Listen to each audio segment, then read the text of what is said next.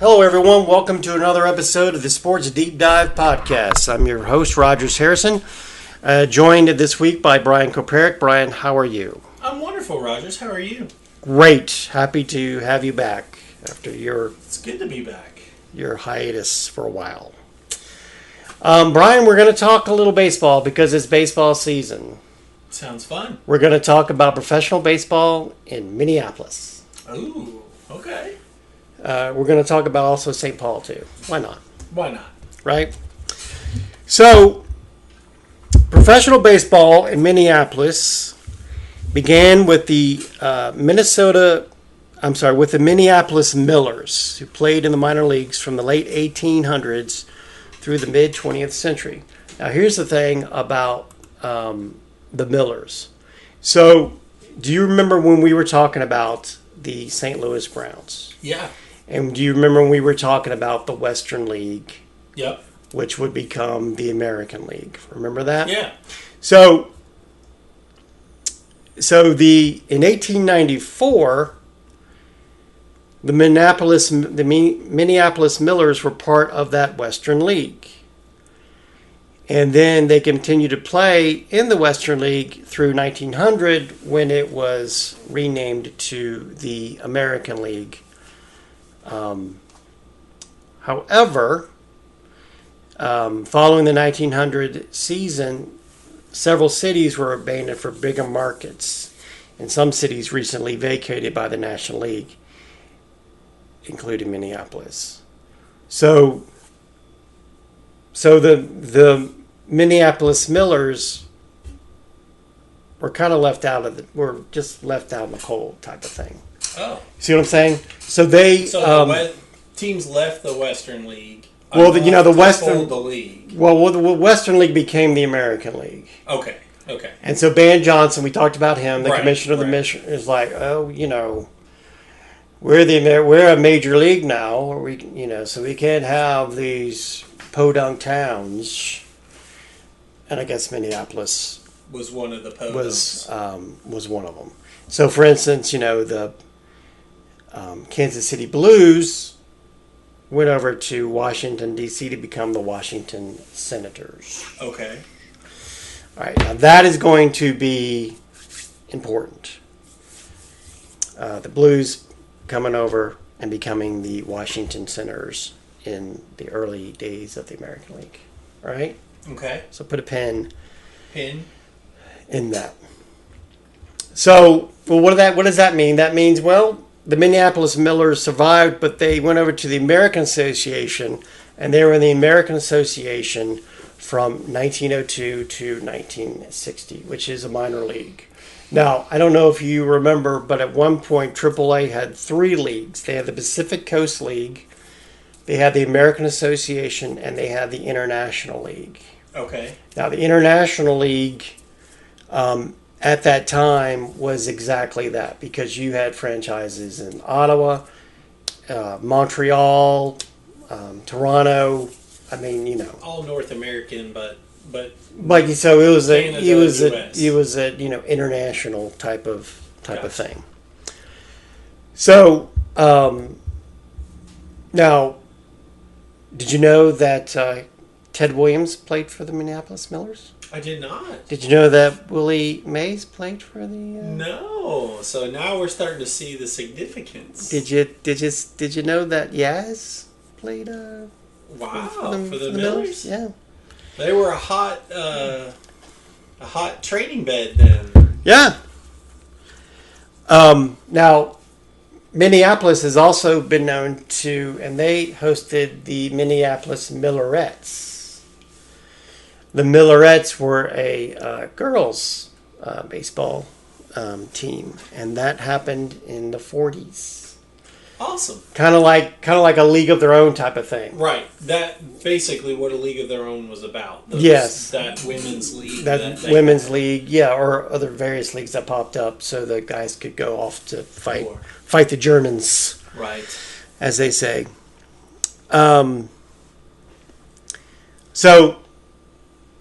So let's talk about the Minneapolis Millers, shall we? Let's do it. But you probably want to talk a bit about the Millerettes, but get your mind out of the gutter because we're going to talk about the Millers. Okay, fine. All right. All right.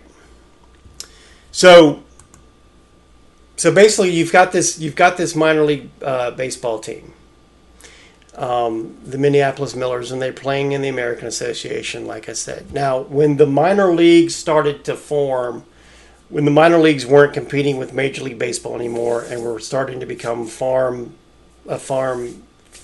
cities for these major league teams. Okay. This is what the Millers were the top affiliates for from 1936 to 38. And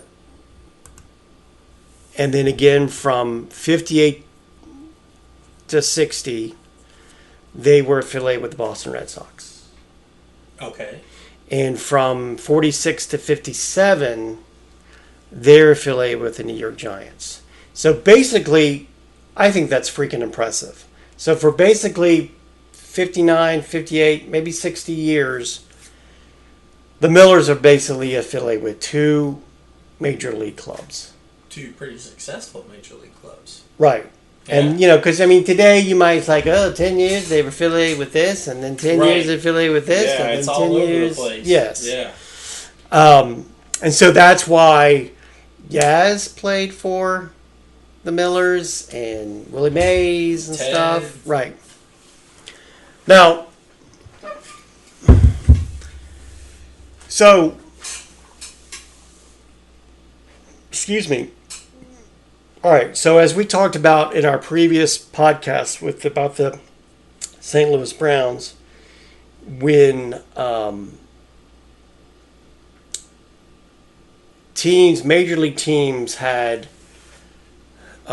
city rights to their minor league affiliates. Right.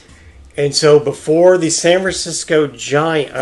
before the New York Giants moved to San Francisco, they were thinking about moving to Minneapolis. Okay. Because they had the rights at the time, right? But, Branch Rickey convinced the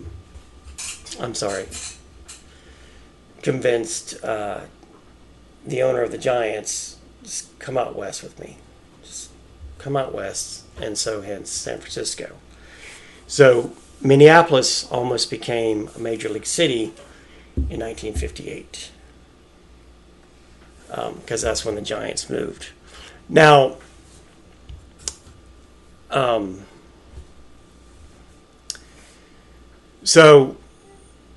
part of that move to the Bay Area, that is why they had to they swapped with the Red Sox for the city rights.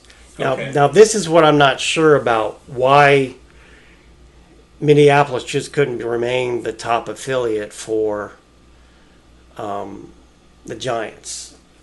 I do know that when the Giants did move west, one of their AAA affiliates was Phoenix. And I don't know if Phoenix was in 1958 was one of their top affiliates, but so I don't understand why they had to switch it back to the Red Sox. Maybe it was some agreement. I don't know if the Red Sox that they had previous or something. I don't know if the Red Sox AAA was in San Francisco. It could have been.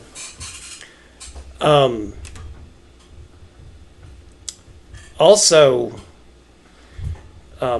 around at that time was the St. Paul Saints. And so two minor league clubs in Well- the same town?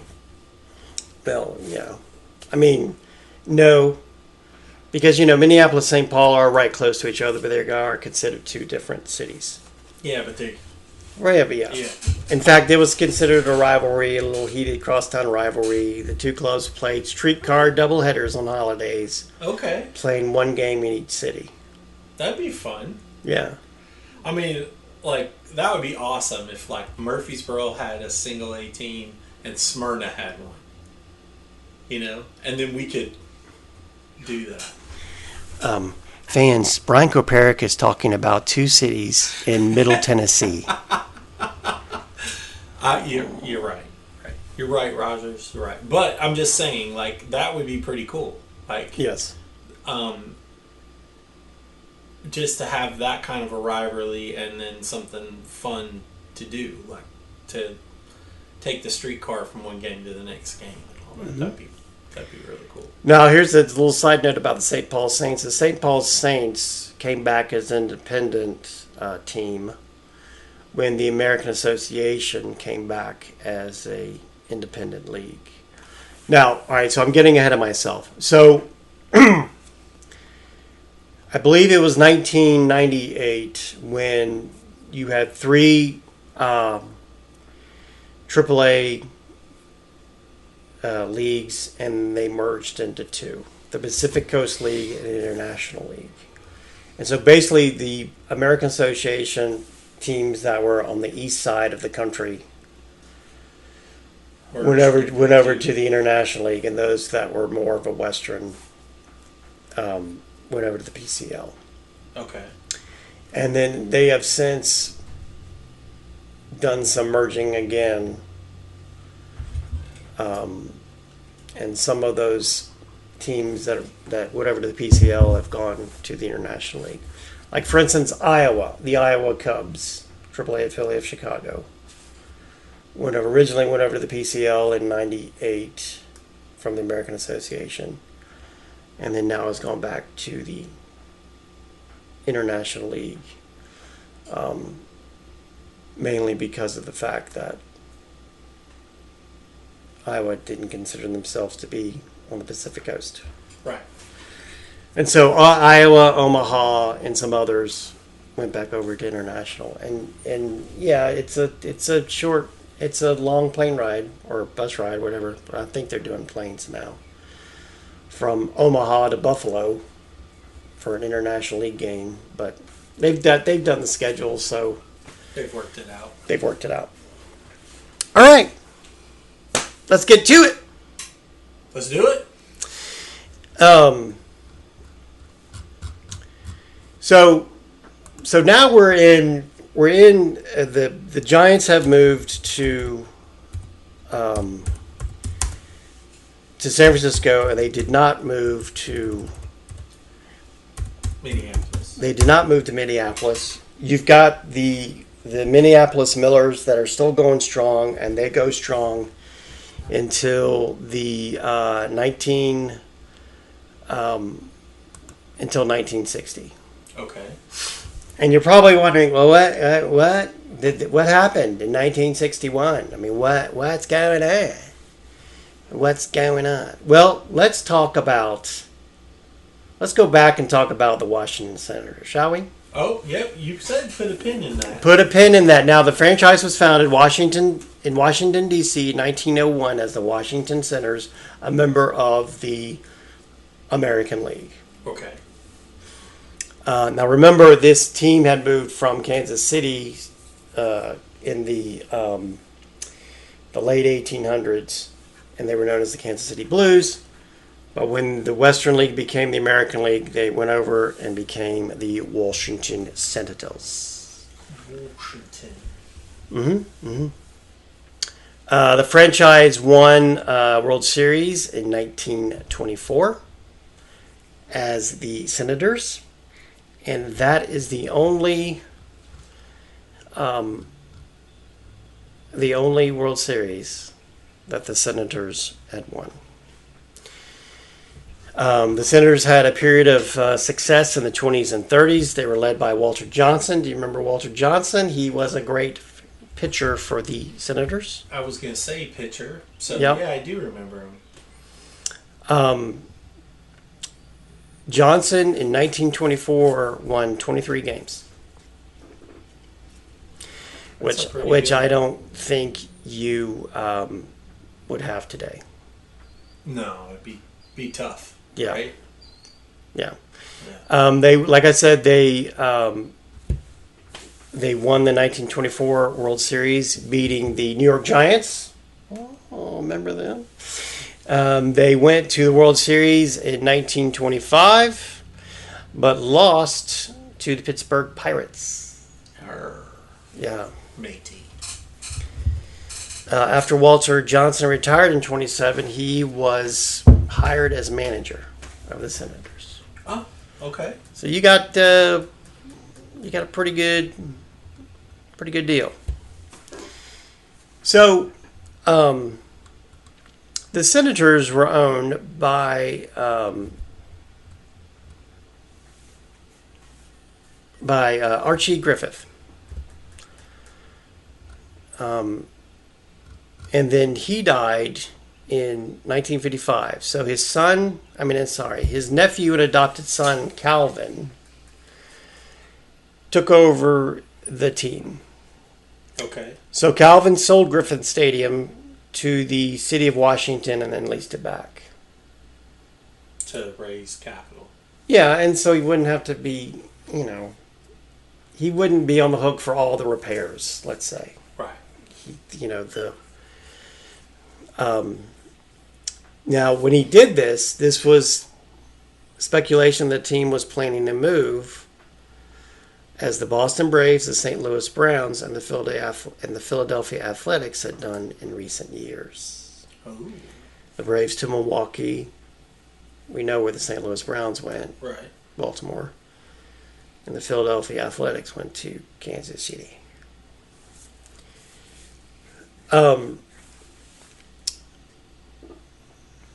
Now, in 1957, they had an early flirtation with the city of San Francisco.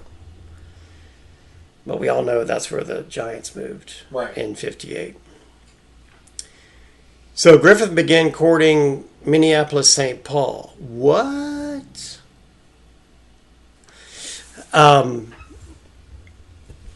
Now, he began courting them, and Minneapolis St. Paul said, all right, here's an offer. And he was like, no, that's awful. I'm not taking that. Try again. Yeah. So, now, meanwhile, his attendance in Washington, D.C. was actually going up. 425,000 in 55 to 475,000 in 58. And jumped to 615,000 in 59. So people are getting, they're coming to see the Senators, but they're starting to panic, I guess, because, it's like, oh my gosh, we may lose our team.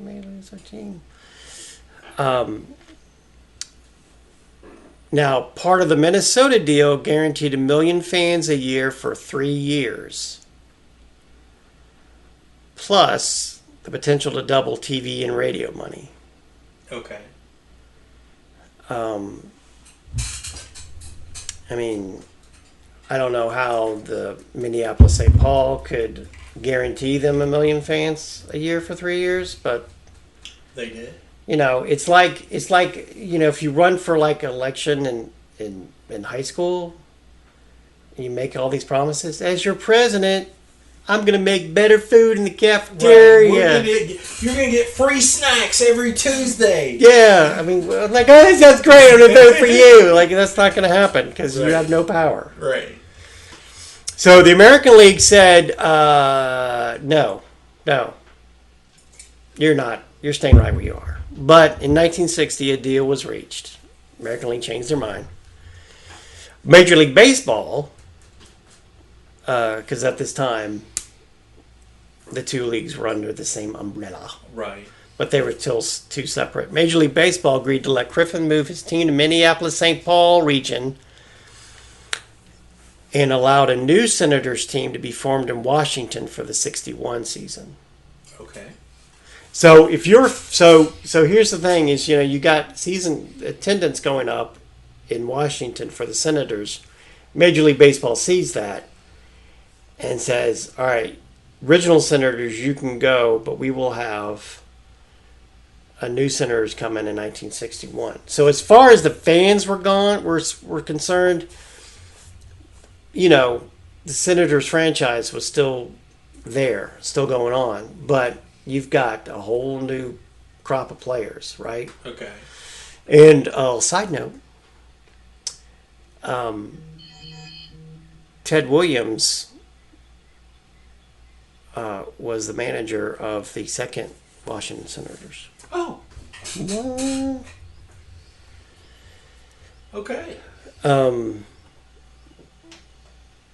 Now,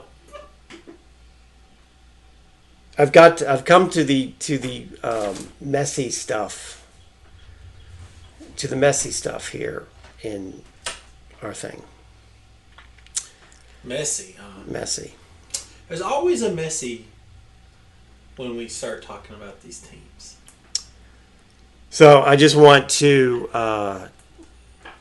preference this. I'm about to say this is a quote from Calvin Griffith about why he moved the team to Minnesota. You ready? Here's a quote. I'll tell you why we came to Minnesota. It was when I found out you only had 15,000 blacks here. Black people don't go to ball games, but they'll fill up a wrestling ring and put up such a chant it'll scare you to death. It's unbelievable. We came here because you've got good, hard-working white people here. End of quote. Man. Today he would have been crucified for saying Not exactly the reason why you want to move to. Right. So here we go, friends. The Minnesota Twins, right? Minnesota Twins, 1961, and they are still going strong today. Yeah.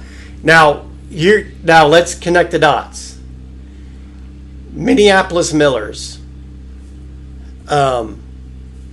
in the Western League, go over to the American League, right? But are only in there 1 year because the league doesn't think, it's a good city. They want Right. bigger cities, right? And so one of the cities that one of these minor league teams goes to is the Washington, D.C., where the Senators are born. And that team becomes the Minnesota Twins. Okay. I just think that it's all, it all comes back to you, I guess. Yeah. Because the Senators were the former Kansas City Blues, and so they weren't the Minneapolis Millers. But it's Right. like justice is served. Like you think we're too small, but just you wait, because in 1961 we're going to be the right size. Right. Right.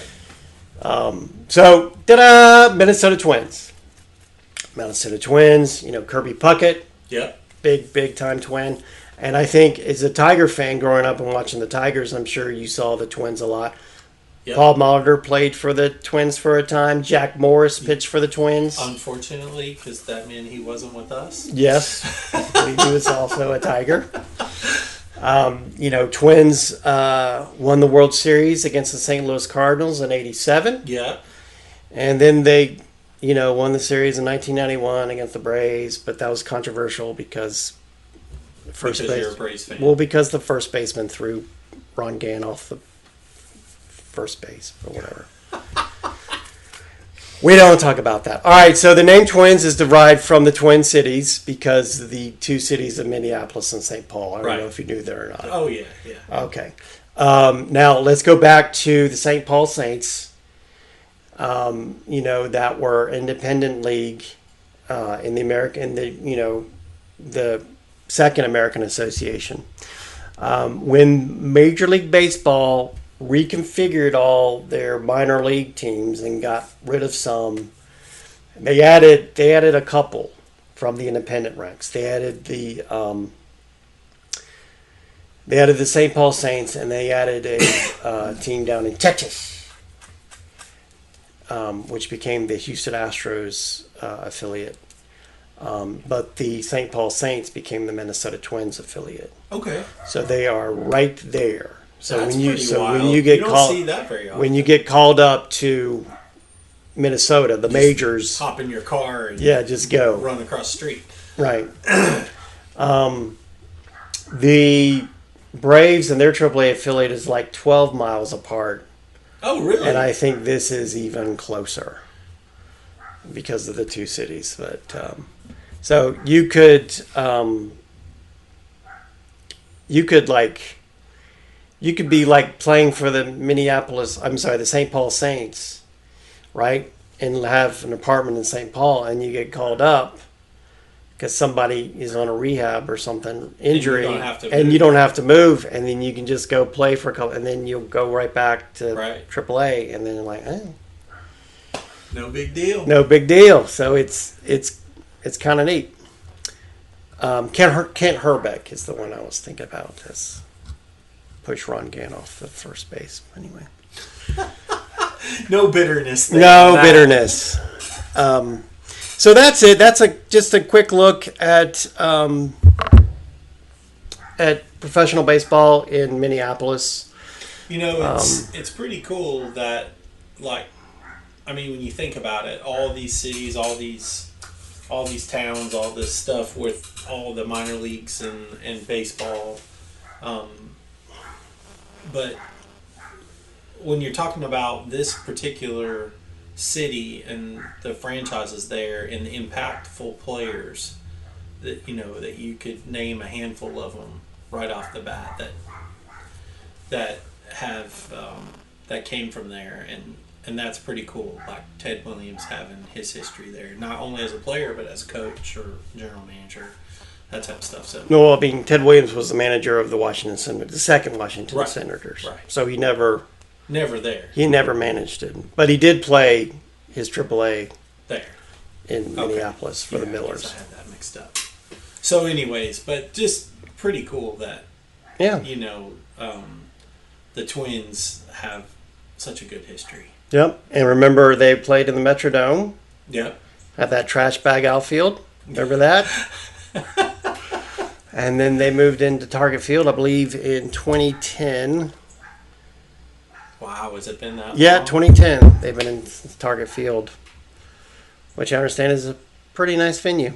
Yeah. I've never been there. I haven't either, but when you see it on TV, it looks nice. Yeah, and they don't have a trash bag outfield wall, so I don't have to worry about that. I'm sure that was in the contract when they built it. Yes. No trash bags for the outfield wall. Yeah. All right. Well, Rogers, I've enjoyed it. All right. Before we go, tell everybody where they can find you, Brian. Yeah. So you can get me on YouTube, Instagram, Facebook, and TikTok at Random Things with BK. And and Gmail at randomthingswithbk@gmail.com. All right, I am Rogers Harrison. I'm on Blue Sky as 318 North. I want to remind you that this is a Podbean production. They are our platform, but we are available on any of the platforms that you may subscribe to. We are commercial free. That way you can get this podcast in and out, maybe on your way to work, maybe on your way home, maybe while you're shaving or eating breakfast or eating dinner or whatever. So I just want to remind you about that. We'll have another exciting episode of the Sports Deep Dive podcast for you next time. But for now, so long, everyone.